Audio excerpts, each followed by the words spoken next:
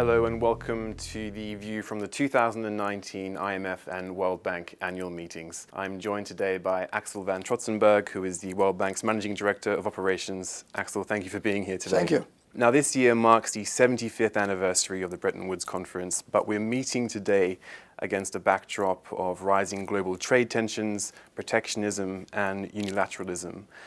To what extent does this environment impact and challenge the work of the World Bank? 75 years of experience has always given us challenges. The world economy has always changed, there were always tensions, and today is there, in that sense, not much different. The challenge of the World Bank is that we need to manage this and be a very cooperative institution, providing a place for the entire world community. We have now 189 countries as members, and what I have learned from negotiating, for example, for the Fund for the Poor's or the capital increase is that there are three factors really essential for the World Bank's success. One is that we need to stay relevant.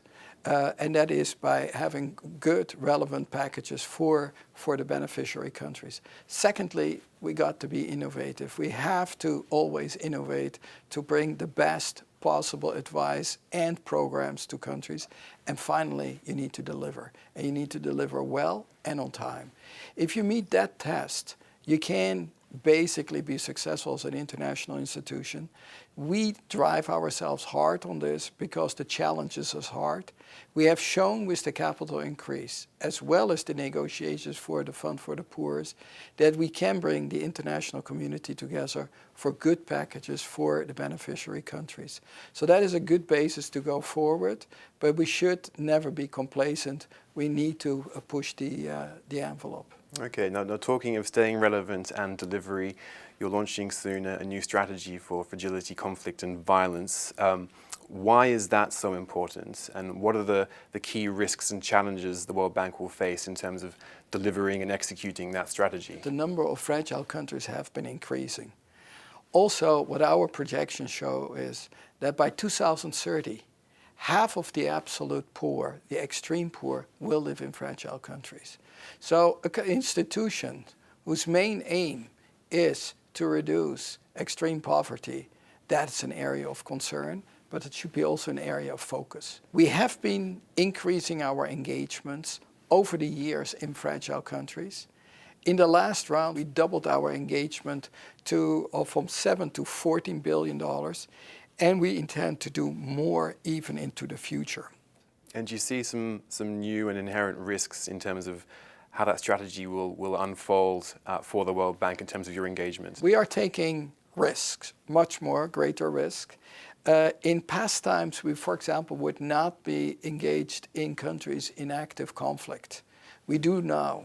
Take Yemen, where we had, unfortunately, to withdraw our staff, but we are still engaged. Over the last couple of years, we put $1 billion into programs that reach directly the poorest and most affected population. So we want to be there at the front line, but this is always a challenging area. We don't want to be criticized for not trying. We will try hard and want to be there and help countries. And ultimately, we want to go away from emergency assistance to long-term development. These countries need a path towards long-term development, towards hope. That agenda we want to fulfill, but we want to indicate to all the countries we stand by you and we'll do our utmost to support you in these most difficult moments. Now, another big challenge that the World Bank and the world is facing is, of course, climate change. The World Bank has allocated unprecedented levels of funding to this fight in the coming years. What are the real-world outcomes that you are hoping to see from this funding as it progresses? Our ambition is to have projects in place that ultimately will yield about $335 billion in climate co-benefits through 2030. So that's cumulative. That's a tall order, that's a huge amount of work, and we have been scaling this up. Lately from an average during 2015-17 of about $12 billion. We are now basically pushing the $20 billion. This is important that when there are all these announcements, we have actually taken action to translate all the concerns towards agreement with our membership, and now we are implementing that. So where I see the risk is that we would like to challenge the world community that everybody, be it governments, be it other international organizations, translate what has been talked about into actual fact. And we see the risk that too many are sometimes remaining it to declarations and not acting on it. What we have presented to our Board of Governors, to our decision-making period, is real, and we are delivering. And we challenge the rest of the world to do the same. So you're laying the gauntlet down for the world community. Absolutely. Absolutely. Well, Axel, thank you for your time Thank today. you. Pleasure.